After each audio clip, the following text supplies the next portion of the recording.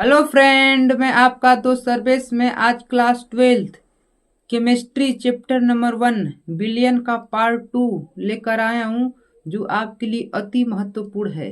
तो देखिए, हेनरी का नियम जो आपके एग्जाम के लिए बहुत ही फेमस है, तो इसको हम लोग देखेंगे आज। हेनरी के नियम को बहुत सी आसानी तरीके से समझेंगे। तो इस नियम हेनरी का नियम देखिए, इस नियम के अनुसार स्थिर ताप पर किसी गैस की द्रव में विलेयता दाब के समानुपाती होती है। स्थिर ताप पर किसी गैस मतलब ताप क्या रहना चाहिए, स्थिर रहना चाहिए। और किसी गैस की द्रव में विलेयता मतलब किसी गैस को क्या करेंगे, द्रव में घोलेंगे, तो उसकी जो विलेयता होगी दाब की क्या होती है, समानुपाती होता है। तो इसको हम लोग एक डायग्राम के द्वारा एकदम आसान तरीके से समझते हैं। देखिए, ये आपका डायग्राम है, कहे तो पात्र है,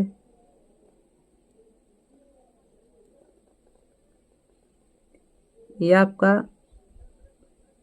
पात्र है,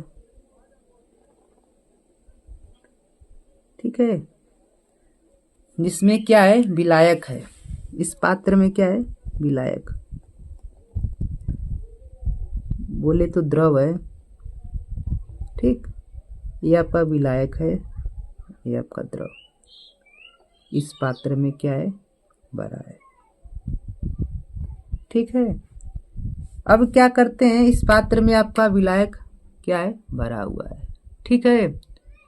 तो इसमें CO2 gas, carbon dioxide, CO2 gas क्या करते हैं, इसमें घोलते हैं, ठीक है। CO2 गैस तो कैसे जाता है, ऐसे बूंद बूंद। CO2 गैस क्या करते हैं, घोलते हैं। और बोल रहा है टेम्परेचर आपका जो है वो कांस्टेंट है। टेम्परेचर क्या है आपका, कांस्टेंट है। तो टेम्परेचर आपका जो है वो क्या है, कांस्टेंट है। मतलब कांस्टेंट बोले तो टेम्परेचर क्या है, नियत है। टेम्परेचर आपका क्या है, नियत है ना। तो जैसे देखिए CO2 गैस इसमें जैसे इस विलायक में क्या करते हैं, घोलते हैं, ठीक है। तो जितना प्रेशर लगाते हैं, उतना ही ज़्यादा मात्रा में क्या होती है, गैस इसमें घुलती है। और जितना एक कम प्रेशर दाब लगाते हैं उतना एक कम क्या होती है, गैस इसमें घुलती है। तो बोले तो यम जो है, यम यहाँ पर क्या होता है कि यम क्या है आपका, घुली हुई गैस की मात्रा है। घुली हुई गैस की मात्रा किस पर डिपेंड करती है, प्रेशर पर डिपेंड करती है। घुली हुई मात्रा है किसकी, गैस की घुली हुई मात्रा यम है, जो CO2 गैस घोल रहे हैं इसमें, ठीक है। उस किस पर डिपेंड करती है, प्रेशर पर। जितना ज़्यादा प्रेशर लगाएंगे उतना ही ज़्यादा क्या होगा, इसमें गैस आपकी घुलेगी, ठीक। तो इसमें आप लोग जितना ज़्यादा प्रेशर लगाएंगे उतना ही मात्रा क्या होगी, गैस घुलेगी।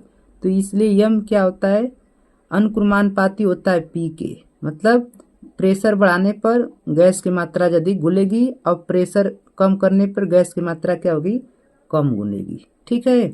इस अनुक्रमानुपाती के चिन्ह को हटाने के लिए एक नियतांक लगाते हैं, K और H, ठीक। ये आपका नियतांक लग जाता है। ये आपका क्या होता है, फार्मूला आता है। ये आपका क्या हो गया, नियतांक लग गया, ठीक। अब यहाँ पर लिखेंगे यम क्या है, यम क्या है आपका,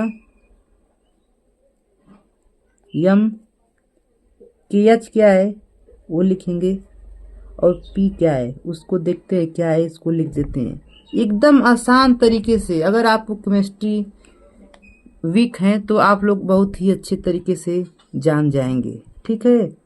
तो यम क्या है, घुली गैस की मात्रा है। यम क्या है, घुली गैस की मात्रा है। यम घुली गैस की मात्रा है।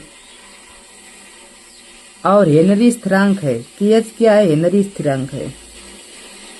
हेनरी क्या है, स्थिरांक है। हेनरी क्या है, स्थिरांक है। और P क्या आपका, P आपका दाब है। ठीक है, कोई डाउट्स? अगर कोई डाउट्स होगा तो अवश्य बताइएगा। ठीक है, अब देखिए आपसे ये भी पूछा जाता है क्या कि हेनरी के नियम की सीमाएं। तो यहाँ पर अगला हेडिंग क्या डालना पड़ेगा आपको कि हेनरी के नियम की सीमाएं। हेनरी के नियम की सीमाएं। हेनरी के नियम की सीमाएं। तो हेनरी के नियम की सीमाएं जो हैं आपके लिए अति महत्वपूर्ण है। उनकी सीमाओं को देखते हैं कौन कौन सी हेनरी की नियम की सीमाएं हैं। तो जो पहला है आपका है वो क्या है, कह रहा है कि पहला सीमाएं ये आपको लिखना पड़ता है एग्जाम में, यह तनु विलयन। तनु मतलब क्या होता है, पतला। यह तनु विलयन पर लागू होता है, सांद्र पर नहीं लागू होता है। तनु विलयन पर क्या होता है, तनु बिंदुओं पर ही क्या होता है, यहाँ पर लागू लिखना होगा। ठीक, लागू होता है। यह तनु विलयन पर ही क्या होता है, लागू होता है। अब सेकेंड देखो, जो आपका सेकेंड वो क्या है, सेकेंड में आपको लिखना है कि यह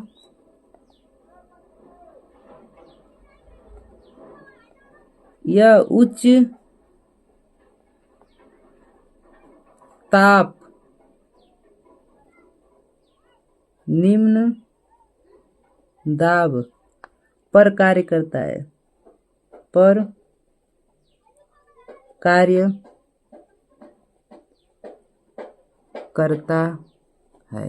ठीक है, अब अगला जो देखिए, अगला क्या है, थर्ड। जो थर्ड है ये क्या है कि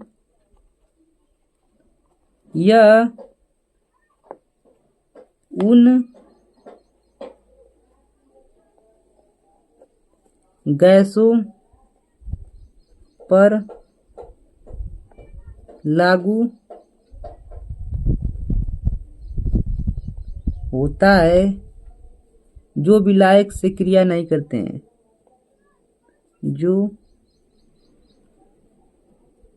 विलायक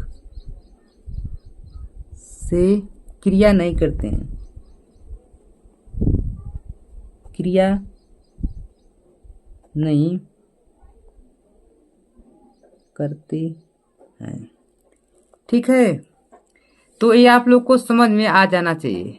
ठीक है, तो क्या लिखवाएं इसमें देख लीजिए, यह तनु विलयन पर लागू होता है, मतलब पतले पर। यह उच्च ताप निम्न दाब पर कार्य करता है, ताप उच्च रहना चाहिए, दाब निम्न रहना चाहिए। यह उन गैसों पर लागू होता है जो विलायक से क्रिया नहीं करते हैं। ठीक है, अब इसका आपको एग्जाम में अनुप्रयोग भी पूछ दिया जाता है, अनुप्रयोग। तो इसका अगला जो हेडिंग होगा अनुप्रयोग, क्या होगा, अगला हेडिंग क्या होगा, अनुप्रयोग। तो अनुप्रयोग में क्या लिखेंगे उसको देखिए। पहला अनुप्रयोग जो आपको लिखना है वो क्या है, शीतल।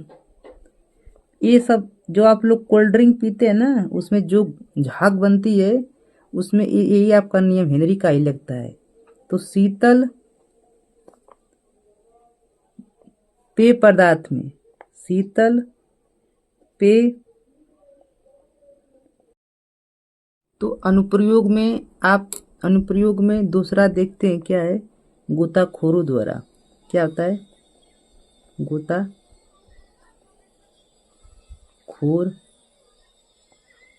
द्वारा।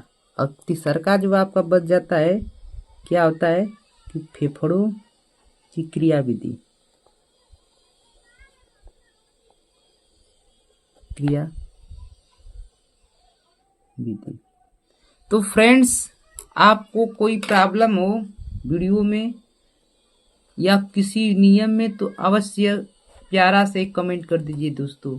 तो दोस्तों, अगर मेरी वीडियो आपको अच्छी लगती है तो अपने प्यारे दोस्तों को शेयर कीजिए। यदि आप चैनल पर नए हैं तो चैनल को सब्सक्राइब कर लीजिए और ऐसे बेहतर वीडियो आपको मिलती रहेगी। Thanks for watching, love you, Tata.